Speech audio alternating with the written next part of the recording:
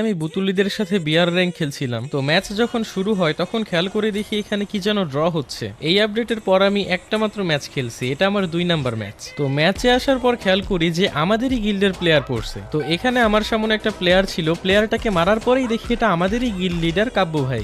বাবু এই ডাবল ডোরে এদিকে দুইটা। হ্যাঁ বাবু, একটু সেফ খেলো, মরিও না। আরেকটা ন, আরে এটাও তো তোমার গিল্ডের প্লেয়ার। মনে হয় রিভাইভ দিয়ে দিছে এতক্ষণে। হ্যাঁ, রিভাইভ দিয়ে দিছে। বাবু এটা আমার কিল ছিল, সব কিল কি তুমি নিবা? তো এরপরে কিন্তু আমাদেরই একটা গিল্ড মেম্বারের কাছে আমি মরে যাই, দেখতে পাচ্ছ কেজি রিদু ভাই। আর এই বুতুলি মরে গেছি রে, রিভাইভ দাও রিভাইভ দাও। তো আমার সবগুলো টিমমেটই মরে গেছে, যার কারণে আমি পিকের দিকে নামি। আর এখানে একটা প্লেয়ারকে মেরে যখন আমি লুট করতে যাই তখনই এমন একটা সাউন্ড শুনি ভাই, কলিজাটা কেঁপে উঠে।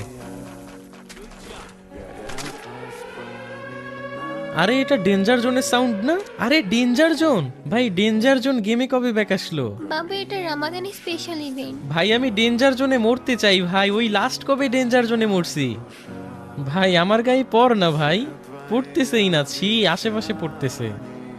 ওল্ড প্লেয়ারদের ইমোশন ভাই, আমার গায়ে পড় না প্লিজ। ছি ভাই, পড়তেছেই না, আগের কথা মনে পড়ে গেল।